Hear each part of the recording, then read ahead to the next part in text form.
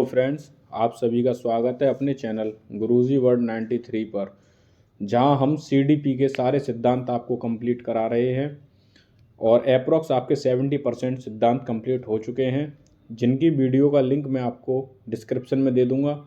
वहां से जाकर आप अपने सारे सिद्धांत को कंप्लीट करें।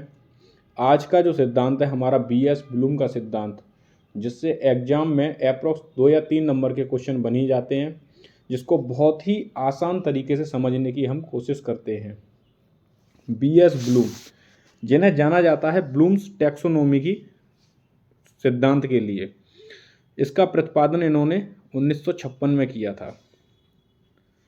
इसका प्रथम उद्देश्य शिक्षा के अवधारणाओं, प्रक्रियाओं और सिद्धांतों के विश्लेषण और मूल्यांकन का है। शैक्षिक उद्देश्यों का सबसे आधुनिक एवं वैज्ञानिक ढंग से वर्गीकरण जो किया था वो बेंजामिन ने किया था तथा उनके सहयोगी द्वारा 1956 में किया गया। ब्लूम के इस वर्गीकरण को टैक्सानॉमी ऑफ एजुकेशन ऑब्जेक्टिव्स के नाम से जाना जाता है, जिन्होंने 1956 में अपनी पुस्तक, जो इनका सिद्धांत है ना, वही उसकी पुस्तक का भी नाम है taxonomy of education objective. Book को खासकर याद रखें क्योंकि एग्जाम में बुक पूछ लेते हैं। प्रकाशित की बालक के व्यवहार में परिवर्तन और विकास व्यक्तित्व के इन्हीं तीनों पक्षों में होता है। जो 3 पक्ष इन्होंने दिए थे, इसी को आधार मानकर ब्लूम ने शैक्षिक उद्देश्यों को 3 भागों में विभक्त किया। अब 3 भाग जो एग्जाम में पूछ लिए जाते हैं, एक ज्ञानात्मक पक्ष जिसे कॉग्निटिव डोमेन कहते हैं, भावात्मक पक्ष अफेक्टिव डोमेन, तीसरा है हमारा मनोक्रियात्मक पक्ष साइकोमोटर डोमेन। अब इन तीनों पक्षों में जो सबसे मोस्ट इंपॉर्टेंट है, जहां से एग्जाम में क्वेश्चन बन ही जाते हैं, वो आपका ज्ञानात्मक पक्ष है। तो ज्ञानात्मक पक्ष जो हमारा है कॉग्निटिव डोमेन, इसका वर्गीकरण ब्लूम ने 1956 में किया था। यह मानसिक क्षमताओं से संबंधित होता है। अब ज्ञानात्मक है तो सीधी सी बात है भाई, मानसिक क्षमताओं से ही संबंधित होगा। इसका उद्देश्य सरल से कठिन और शिक्षण अधिगम के निम्न स्तर से उच्च स्तर तक ले जाने के दृष्टिकोण से ब्लूम साहब ने इसको 6 भागों में वर्गीकृत किया। आपको याद रखना है कि कितने कितने पक्ष दिए, 3 पक्ष दिए, ज्ञानात्मक, भावात्मक, मनोक्रियात्मक।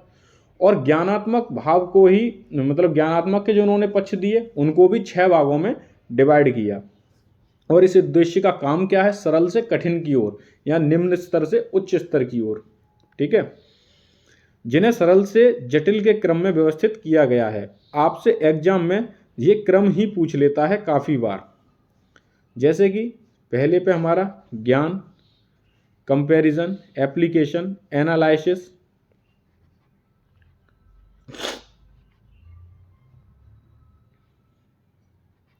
सिंथेसिस, एवोल्यूशन, ठीक है।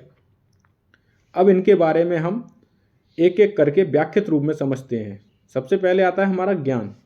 ज्ञान में हम बच्चों को आंकड़े, जानकारी को याद कराना, प्रत्यास्मरण यानी कि पिछली क्लास यानी पूर्व की चीज़ों को उनको रिकॉल कराना, तैयार कराना आदि कराने का प्रयास किया जाता है। यह सब ज्ञान के अंतर्गत आता है। अब जैसे सपोज दैट आप इसको समझेंगे कि कोई बच्चा है, अब उसको हमने कुछ पढ़ाया तो, या हमने उसे कोई टारगेट दिया, तो उसको, उस बच्चे को उसके बारे में पहले हमें क्या कराना पड़ेगा? उसे ज्ञान देना पड़ेगा, उसे समझाना पड़ेगा, बेटा ये चीज़ ऐसे है या इस चीज़ से ये तात्पर्य है ना। फिर आता है बोध, अंडरस्टैंडिंग। बोध में हम बच्चों को ज्ञान करते हैं कि उसकी समझ विकसित करते हैं। मतलब हम क्या करते हैं, बोध में बच्चे की समझ को विकसित करते हैं। जैसे अर्थ को समझाना, समस्याओं की व्याख्या करना। जो हमने उसको ज्ञान दिया, जिस टॉपिक पे हम उसको ज्ञान दे रहे थे, अब उसका हम बोध कराते हैं, उसकी समस्याओं की व्याख्या कराते हैं इत्यादि। नेक्स्ट आता है अब हमारा अनुप्रयोग। अब बच्चे को ज्ञान हो गया, बोध भी कर लिया, अब वो अनुप्रयोग करेगा। तो इसमें आत्मसात किए गए ज्ञान को परिस्थितियों के अनुसार अनुप्रयोग किया जाता है जैसे जांच करना, प्रदर्शित करना, गणना करना इत्यादि।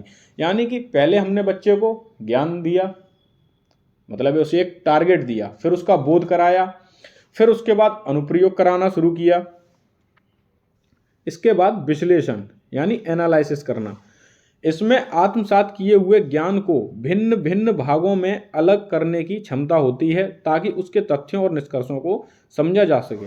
अब बच्चे के सामने जिस चीज़ का हमने ज्ञान कराया, फिर बोध कराया, फिर उसका अब हम उसका विश्लेषण कर रहे हैं, यानी कि अब बच्चे को छोटे छोटे पार्टों में डिवाइड करके, यानी उसका एक तरीके से हम उसके सामने हर चीज़ को व्याख्यात रूप में समझाने की कोशिश कर रहे हैं, तो उसे हम विश्लेषण कहते हैं। संश्लेषण, इसमें नए अर्थ पर जोर देकर हिस्सों को जोड़कर संपूर्ण बनाया जाता है। यानी विश्लेषण करने के बाद अब जो भी हमारा एक कंक्लूजन निकलेगा, उन सभी हिस्सों को हम जोड़कर उस पर उसके बाद एक निष्कर्ष निकालते हैं। यानी हमने कोई वाद विवाद या तर्क दिया, जो भी दिया, उसके बाद जिस हम एक निष्कर्ष पर पहुंचे, और सबसे लास्ट में होता है हमारा मूल्यांकन। इसमें सीखे गए ज्ञान का मूल्यांकन किया जाता है कि कितना सीखा है। यानी अब तक बच्चे ने इतनी सारी स्टेजों में क्या क्या सीखा। सबसे पहले ज्ञान, ज्ञान के बाद बोध, बोध के बाद अनुप्रयोग, अनुप्रयोग के बाद विश्लेषण, विश्लेषण के बाद संश्लेषण, संश्लेषण के बाद मूल्यांकन। नेक्स्ट है हमारा भावात्मक पक्ष। भावात्मक पक्ष जो है, भावात्मक उद्देश्यों का लक्ष्य छात्रों के बीच कुछ रुचियों, दृष्टिकोणों, प्रशंसा और मूल्यों को विकसित करना है। रुचियां सबसे अस्थायी होती हैं और मूल्य सबसे स्थायी होते हैं। दृष्टिकोण और प्रशंसा इनके बीच में है। ठीक है, जैसे पहला है, इसको 5 भागों में डिवाइड किया है। जैसे प्राप्त करना, इस स्तर पर शिक्षार्थी कुछ उद्दीपकों के प्रति संवेदनशीलता दिखाता है, जैसे शिक्षक छात्र का ध्यान खींच रहा हो। सेकंड है प्रतिक्रिया देना, इससे किसी वस्तु या उद्दीपक पर प्रतिक्रिया करने की प्रवृत्ति के रूप में परिभाषित किया गया है, जैसे भाग लेने की इच्छा। जैसे अब मान लो स्कूल में कोई प्रोग्राम चल रहा है, अब कोई बच्चा इच्छुक हो रहा है, वो उसका एक मतलब रेस्पॉन्स आ रहा है कि भाई नहीं, मुझे इसमें भाग लेना है ना, तो वो उसके भावात्मक पक्ष के अंतर्गत आता है कि उसे किसी जो भी हमारे यहाँ मतलब कोई 15 अगस्त पर प्रोग्राम चल रहा है, तो बच्चे की प्रतिक्रिया यानी उसका मन है, वो चाहता है कि मैं उसमें भाग लूँ। नेक्स्ट है मूल्य निर्धारण, यह व्यवहार की स्वीकृति और इसके प्रति प्रतिबद्धता को संदर्भित करता है, जैसे व्यवहार बदलने की इच्छा। आयोजन, जब कोई व्यक्ति अपनी आचार संहिता या सार्वजनिक जीवन के मानक विकसित करता है। यानी आयोजन, यानी वो एक अपने जीवन के प्रति एक योजना को जो तैयार कर रहा है प्रतिबद्ध तरीके से, तो उसी को हम आयोजन कहते हैं। नेक्स्ट है विशेषता, यह एक बच्चे द्वारा आत्मसात किए गए मूल्यों या दृष्टिकोणों के अनुसार व्यवहार से संबंधित है। बच्चे समूह में कार्य करते हैं तो शामिल होने की इच्छा। हालांकि एग्जाम पॉइंट ऑफ व्यू से सिर्फ ज्ञानात्मक पक्ष से ही आपके क्वेश्चन अधिकतर बनते हैं। इसके बाद भावात्मक से और मनोक्रियात्मक से बहुत ही कम क्वेश्चन बनते हैं, ना के बराबर ही बनते हैं। इसलिए मैंने आपको ज्ञानात्मक भाव को अच्छी तरीके से डिफाइन किया। और इसमें एक मोस्ट इम्पोर्टेंट जो क्वेश्चन है कि ब्लूम टैक्सोनॉमी में जो संशोधन हुआ था वो सन 2001 में हुआ था। ठीक है, आज का जो हमारा ये ब्लूम टैक्सोनॉमी का जो सिद्धांत था, इससे आने वाले एग्जाम में जो भी क्वेश्चन होते हैं उनके पॉइंट ऑफ व्यू से मैंने आपको यह सिद्धांत पढ़ाया है। और मैं आशा करता हूं आप सभी लोगों को यह सिद्धांत अच्छे से समझ में आया हो।